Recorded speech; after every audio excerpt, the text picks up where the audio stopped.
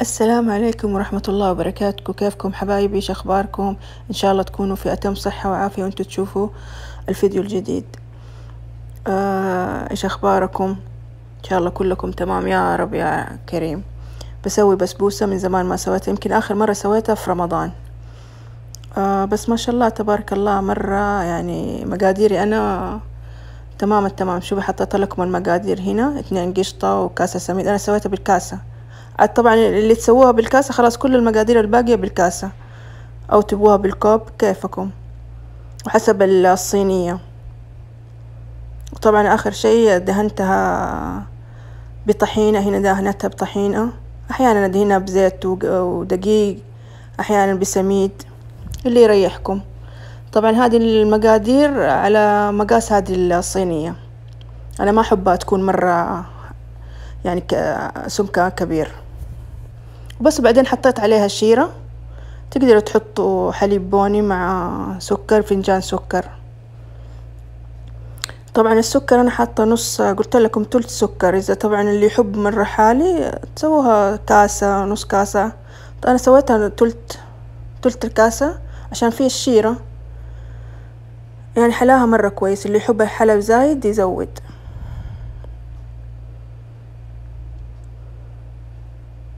انا اغلب الحلا نسويه اللي دايما نسويه اللي هي حلا البارد، حلا الفرن يعني مو دايما اعمله.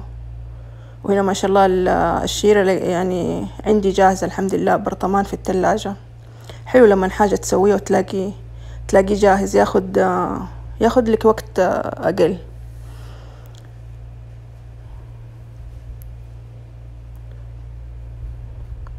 كانت حتتحرق من تحت بس الحمد لله تمام. طبعا أنا رشيتها بالجوز الهند، نحبه نحنا، فطلعت 100% الحمد لله. باقي شوية تنحرق لكن الحمد لله يعني ما انحرقت ولا مقمرة، مرة كويسة. بس الأطراف، لكن من جوا في الوسط وهذا تمام التمام. وما شاء الله مرة حلوة طلعت.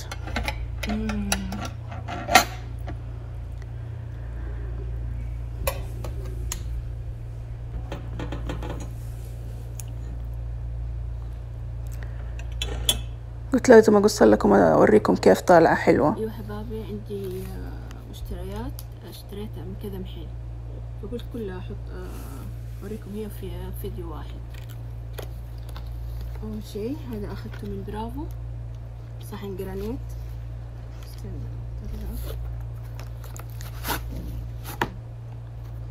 كلها في اوقات مختلفة جبتها. شوفوا زي كذا، حطه هنا تقريبا 19 ريال. عندي مكان تقريبا في مغسلة الضيوف، ممكن احطه كده واحط عليه فواحة، احط عليه مع زرع مع اي حاجة، فيطلع حلو، منظر حلو. هذا اول الاشياء. عموما لما اصير في محل يعني احطه كده، فحبين اوري لكم كيف حطيته.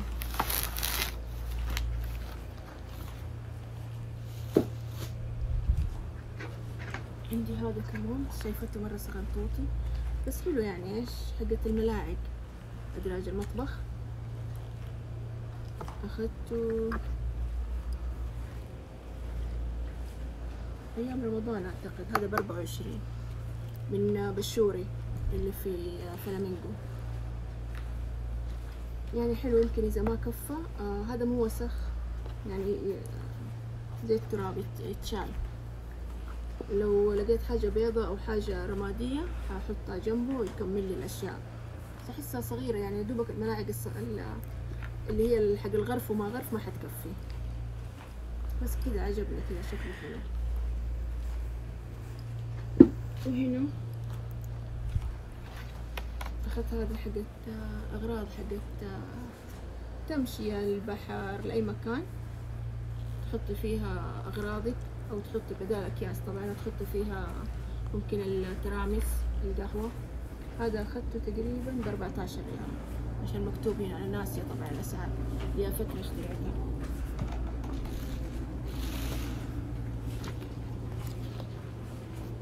هذه أخذتها من توفير العائلة أفتكر، الواحد يمكن ب5 و75. أخذت 4 بحطها في المطبخ إن شاء الله بس تطلع حلوة مع تغييرات المطبخ. أخذت 4 قلت يزيد ولا ينقص. هذه كمان أخذتها، هذه يمكن يا من دراكو ما أدري والله، ما أدري بكم أخذتها، مو مكتوب السعر، ناسي بكم. برضه بحطها، هم حاطين مكسرات عليها الأشياء، بس هي حقت برضه حقت ملاعق جوة درج المطبخ.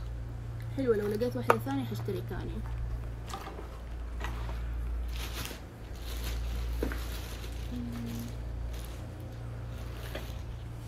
أنا أشياء مرة قليلة يعني، ما هي كثيرة.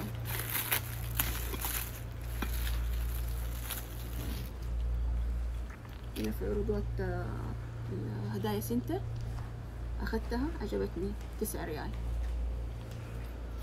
كان في مربعة، كان في زي هذه فعجبتني هذا، حلو، مكسرات، تمرية، تمر، حلو شكلها عجبني. واخذت زيها تقريبا 6 عشان لما يجوني ناس كتير يكفي ما شاء الله. أوزعها على الطاولات يعني، حلوة كذا شكلها فخم.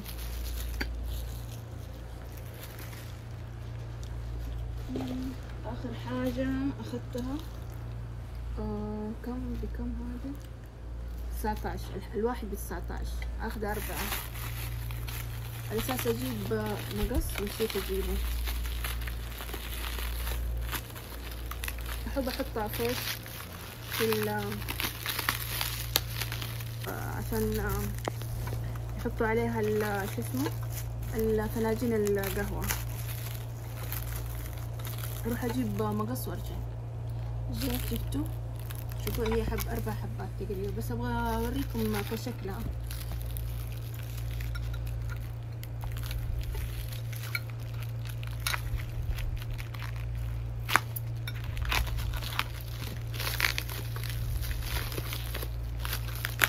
ما شاء الله ماسكينها كويس. الحبة زي ما قلت لكم 19 ريال. هذه كده حلوة، كريستال وذهبي، مرة عجبتني.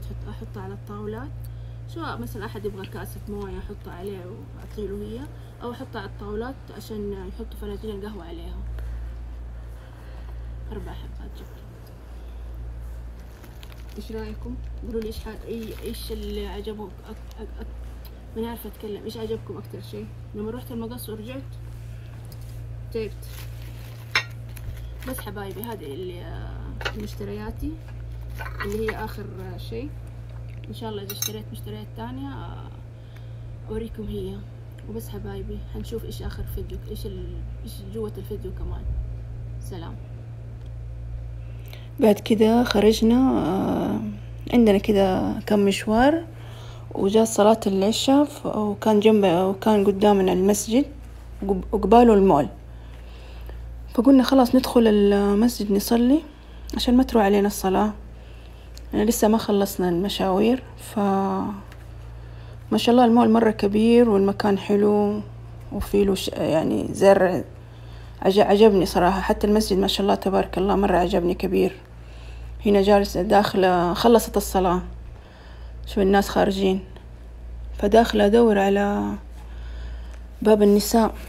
يعني شوفوا قدامي حقة الرجال يعني واضح، بس النساء حسبته من الجنب للطرف الثاني، طلع لا.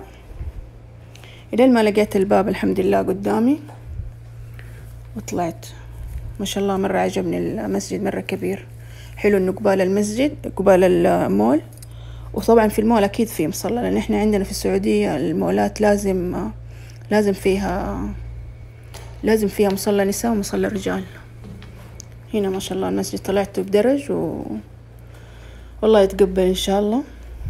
ما شاء الله عجبني المسجد كل يعني الساحة كلها مشجرة، يعني في شجر وكذا حلو مرة.